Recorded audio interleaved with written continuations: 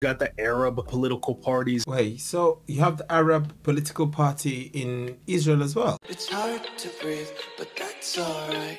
Yo, ladies and gentlemen, you know what time it is. It's your boy Shady the one and the only. And today, guys, we are back again. We are very back, guys. Anyway, today, guys, we're going to check out a video, that sparked my curiosity. Because it's a video about a black man living in a country where I didn't expect black people to live in. Okay, so without saying too much, guys, we're gonna jump on this right away. But before we start, make sure to smash like, subscribe, give me some love. Let's jump on this because you know, we are gonna get entertained. Let's get this.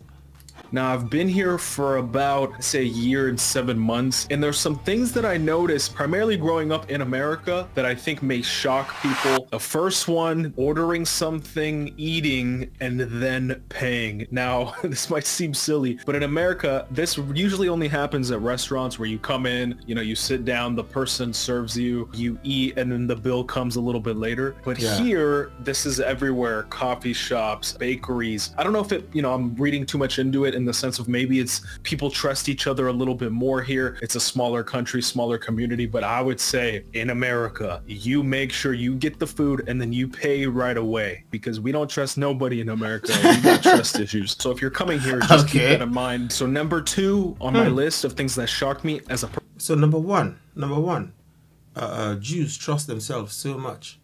Okay, so much trust in Israel. All right. Okay, let's go number 2.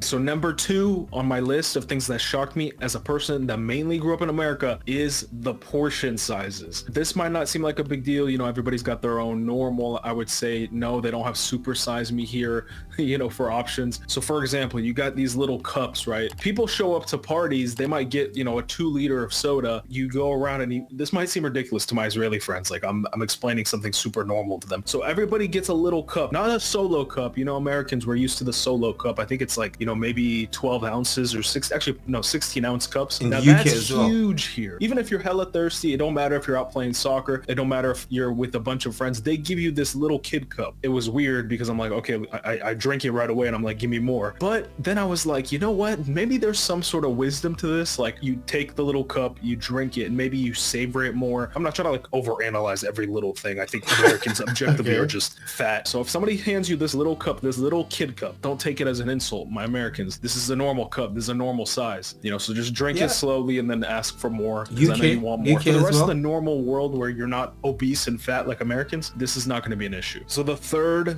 on the list, I would say this one's a little bit harder to explain, but I would say that Israelis care what other people think more than Americans. I think it's because of the size of the country. I believe roughly 10 million people live in Israel. So it's not a huge country, but it's also fairly small. So for example, I'll give you an example. A really popular show here is Big Brother. Yes, Big Brother, where, you have these contestants and they live in a house, and it's, just typical reality show stuff, but it's huge here, which is just hilarious. That's another thing that you can add to the list. Very random show to be huge here. They live in the house. You got men and women there, and there's no hooking up, nothing like that. My cousin said ever on that show, which is like very odd for an American reality show, because people are hooking up. It don't matter. They don't care. My cousin was saying like here, it's like a big scandal. Like it would be a big deal. You don't want to do that and, embarrass your family, look bad and face people and stuff like that. Well, maybe Israelis can comment down below and let me know if I'm on point on that, which I think is a good thing. Let's not get it twisted. This is no judgment. I actually think we need more of that in America, because America's huge. So people just, they do whatever. They go on these crazy podcasts. They just say they don't care. So the fourth thing that surprised me, and this might be a shock to a lot of people that group Israelis, even God forbid Jewish people, which is very stupid, into one box and think they all think the same. Israelis are extremely divided. Like many democracies, you got the right, you got the left, you got the far right, you got the far left, you got everything in between. Then you got the Arab political parties, and not even necessarily split as far as politics. You got Wait, so you have the Arab political party in Israel as well? Okay. You got the right, you got the left, you got the far right, you got the far left, you got everything in between. Then you got the Arab political parties, and not even necessarily split as far as politics. You know, you got this hierarchy also involved in it, which is like, when did you make Aliyah? What wave of immigration were you in? Are you a Mizrahi? Are you a Ashkenaz? Are you an Ethiopian? There's all of these different type of ways to divide yourself, even within Israel, even though it's so small, you know, because of the war and people lose people. I think it creates a little bit of that division of how you view the world. It's funny, you know, you got Americans saying, you know, Israel thinks this, Israel is doing that, and they assume that Netanyahu and the upper brash and the government are all on board with what the Shin Bet and the Mossad want to do, and all on board with what the population wants. And on every single level, there is opinions, there's differences. You got to remember, a lot of the Jewish people, they came here from different areas of the world. They were Jewish communities that were all brought together. So they have different outlooks, different ways of viewing the world. And you may be very, very surprised with the things that come out of Israelis' mouths. So wow.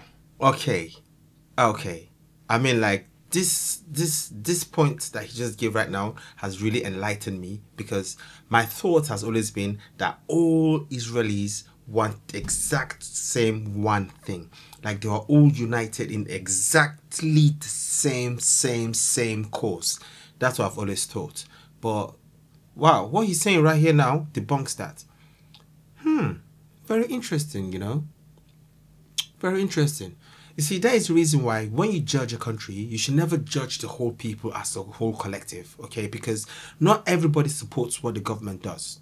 All right, different people support different things. So, like, even with the war that's going on now, a lot of people believe that all Israelis around the whole world completely together support the war.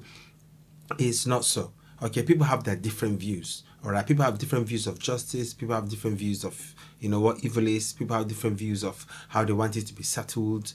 So the essence of what I'm saying right now is, do not judge people as a collective. Do not just, you know, brandish judgment on people. You're all condemned. You're this, you're that.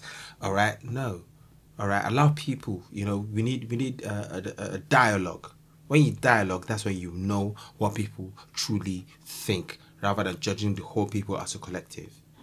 The fifth topic, I would say, is the Shabbat, the Sabbath. And one of the things that I observed, and it's a specific part of the Sabbath that's very fascinating to me. So generally speaking, how strictly you keep the Sabbath here is a reflection of how religious you are. For the Sabbath, I did no phone. It's like, okay, your other cousin might be like, I did no phone, no electricity, no TV, and I never turned on a light, nothing. People will be like, oh, wow, you're religious. You're very religious. It's a marker of your religiosity. I mean, that sounds like taken in a negative connotation, and okay. I don't even mean it in a negative connotation of saying religiosity. That was one of the bigger shocks. Every community, every religious faction, even if it's the same religion, but, you know, different components of the religion, they have their own perspective of what being super religious is. So that was something that was very, very interesting to me. Number 6 on the list, this is kind of a minor one, their love of instant coffee. Now, yeah, instant coffee Americans, did you hear that? They love instant coffee. Like, they actually like it. When they have other options, some actually choose the instant over brewing their own coffee. I don't know if this comes from the war, but I know a lot of people do, you know, Turkish coffee when they're out. And some people even have like a little thing where you brew your own coffee when you're out on duty or whatever. But to be fair to them, the instant coffee here is like way better than the instant coffee in America. The instant coffee in America, generally the more popular ones, taste like garbage. So I actually can kind of see it. Even if you have all of these coffee options, you know, you're going to choose instant coffee. It's kind of disgusting. But number 7 on the list, they have a lot of piercings. Now, they don't all have piercings, but I would say I've seen on average more people have piercings than I would on average in America. And they got this ear piercing like right here. It goes right here. I think this is disgusting. I don't like it. It's not a... Is it? Like, Israelis and piercings? Okay, I mean, it's not something that I would have thought about. a lot of piercings. They're just normal people. Now, they don't all have piercings, but I would say I've seen on average more people have piercings than I would on average in America. And they got this ear piercing like right here. It goes right here. I think this is disgusting. I don't like it. It's not attractive to me. This is a cultural thing. I don't know if any Americans would consider getting this part of their ear pierced. I've seen a straight dude with his nipple pierced. Hey man, to each, actually maybe he's not straight. I don't know. I'm not 100% sure. But yeah, they like the piercing. How did you see his nipples pierced? Okay, I mean, like, yeah, guys take off their shirts in public, so we can't judge you. Yeah, keep going. Consider getting this part of their ear pierced. I've seen a straight dude with his nipple pierced. Hey man, to each, actually maybe he's not straight. I don't know. I'm not 100% sure. But yeah, they like the piercing, especially this one. This one was what I'm shocked. This, based off the title of the show, this is what I was genuinely shocked about. The one that goes here, like right here, number 8. I was genuinely shocked, and I gotta keep it 100, how left the left is here. Very left. You would think because of the existential threats that Israel has, you wouldn't have this borderline self-hatred. Many leftists have this hatred of their country, and you would think, you know, this is the only Jewish country. Why would you do anything to undermine it? Why would you do anything to weaken it? There are people that genuinely criticize it to the point where it borders on treason. And even at some point, I believe recently, they had a member of their Knesset actually be on temporary leave because of his remarks were actually treasonous. This is something that is very odd, and there have been spies, especially also even throughout the war that's happening right now, spies that have been paid by outside entities. Maybe many Israelis don't know, like, hey dude, this is it, this is the only country for you. Like, wow, I would never ever have thought this at all. Never. Because the outlook we have about Jewish people is that Jewish people, they are just like one tightly knit family. They're all together, you know, no matter what, they will never ever go against each other.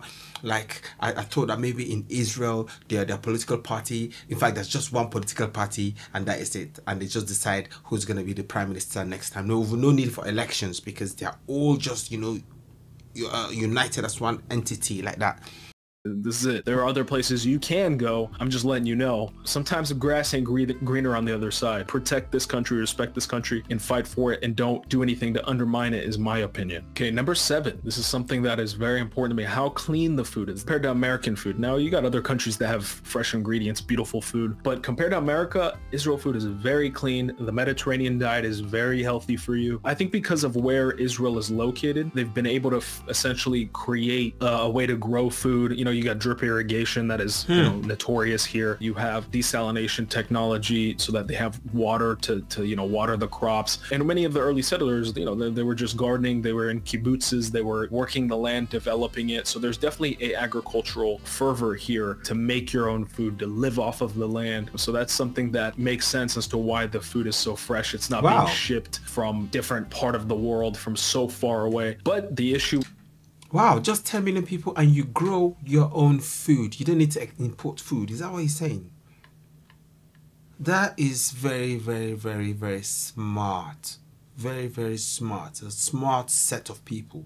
Working the land, developing it. So there's definitely a agricultural fervor here to make your own food, to live off of the land. So that's something that makes sense as to why the food is so fresh. It's not being shipped from different part of the world, from so far away. But the issue with that is, and this is something else, that seasonality is actually a thing here. So for example, I believe I haven't had blueberries, and I love blueberries, and I hate the fact that there's no, I mean, I haven't found any blueberries. Maybe, you know, any Israelis can comment down below. So if something's not in season, it's not in season. You're out of luck. And the avocados are not good. This was supposed to be a positive aspect of the food here, but I'm kind of making it a negative. Number 10, one of the most interesting aspects of living in Israel is how different Tel Aviv is from the rest of the country. You got people that come to Israel, they come to Tel Aviv, which is a great city, which is a beautiful city, but they don't actually tap into the small towns, the medium-sized towns, even Haifa, which is a huge town, but it's up in the north. Obviously Jerusalem, a lot of people have been to Jerusalem. They usually do the Jerusalem, Tel Aviv. But the everyday cities here are incredible. They have these small communities, even the not so small ones. You got Ashdod, you got Netanya. And what's fascinating is everything's built up, right? So you might have, this town that might seem small. It might have, 30, 40,000 people. Tel Aviv, I would say, is more of the Americanized version of Israel. It is more of the westernized version of Israel, combined with the Middle East, combined with obviously being in Israel, creates a really cool culture. But please, when you come out here, try to find a town you're not too familiar with, maybe you don't know, and check it out. Obviously do a little bit of due diligence. You don't want to be going into like some crazy area. The people in the main parts of the country, the everyday people, right? Beautiful people, just living their lives, trying to work, trying to, develop their family, great family restaurants. And this is one of the things I like to do when I travel anywhere. I not only go to the main cities, I like to go to the smaller towns. Sometimes the smaller towns, less tourists. What is not normal to me is now starting to become normal because I've been here almost 2 years. So I wanted to make sure I did this before I got numb to a lot of the things. And I bet when I go to America now, things are going to seem way different. So thanks for making it this far. I'm out. Peace. Wow. Interesting. Very, very interesting. He didn't talk about, racism at all. He didn't talk about being mistreated at all. He just talked about how loving the whole country is and how impressed he has been. And really interesting. Like, to be honest, I don't even think that there will be black people in Israel. I mean, obviously there will be black people going there maybe for, I don't know, for something, maybe on a short business trip, but thinking of someone actually going there to live for over a year. He lived there for over a year and he's not spoken negatively about the country, and he still stayed because, I mean, I'm sure they must have treated him well, because if they didn't, he would have spoken about racism, he would have spoken about how they mistreated him, and he would have left, all right? But he stayed for over a year, getting to 2 years, a year and about 7 months, he said. Wow. Interesting. Interesting. There are not many videos that talk about life in Israel, okay? Like, every time I think of Israel, apart from the Bible and the things that I've read in the Bible and all the holiness, the Holy Land, okay, the other thing that comes to mind is war. If you go to Israel, there'll be bullets flying here and there. There might be explosions near you. Some people might run near you and blow up, and they might be attacked, okay, because of the wars that's happening, and everybody their whole neighbors just keep fighting them. Okay, so anytime I think Israel, I just think, hostility, people just want to attack, You have to walk around and be looking, look over your shoulders, look left, right, up, down. Then when you want to cross the road, you have to roll on the floor because, you need to dodge something. Or maybe when you walk around, you have to make sure you have bulletproofs and stab-proof vests on. But from watching this video, it's just a normal city, normal town, just a normal country, normal country. People just going about their daily business. They want to live life. They have their lefts, their rights, their far left, their far right. They have their centers. And they just want to exist. Interesting video. All right, interesting video. Okay, we should find a way to coexist. There's always a fine line. There's always a fine line, a way that we can sort out our differences. That's my take in life. Yeah, dialogue does a lot. Okay, and education helps. Anyway, it's been your boy, guys. I did enjoy this video. I've been enlightened, and I hope you've been enlightened like I was. I'm gonna catch you next one. Peace.